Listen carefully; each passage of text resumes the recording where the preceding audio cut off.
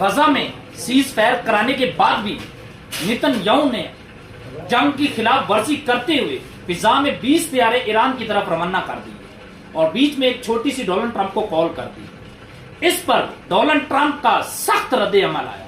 اس نے کہا کہ میں نے جنگ ختم کروا دی ہے، اب آپ کو ایران پر حملہ کرنے کی کوئی ضرورت نہیں، جس پر نیتن یاہو کی خوب اور نقد بےزتی ہوئی اور ڈونلڈ ٹرمپ اور نیتن یاہو کے درمیان بہت سخت الفاظ کا تبادلہ ہوا۔ ٹرمپ کا مشن تھا کہ اب میں نے دنیا میں امن کروا دیا ہے اور بار بار اسرائیل اس میں خلل ڈال کے ٹرمپ کی پالیسیوں کو بگاڑنے جا رہا ہے۔ ٹرمپ تو چاہتا ہے امن ہو، وہ کہتا ہے کہ میں کچھ عرصے کے لیے آیا ہوں، چلو تھوڑا باتا نوبل پرائز تو مجھے نہیں ملا نا، کچھ نہ کچھ تو لوگ مجھے بولیں کہ اچھا کر کے گیا۔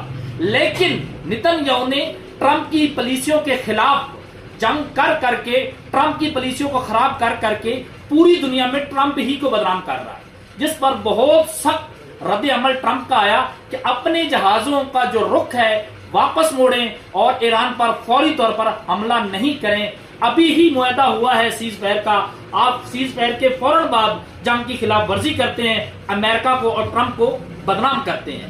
یہ لڑائی نیتن یاہو اور ٹرمپ کے درمیان ایک خوب لڑائی تھی۔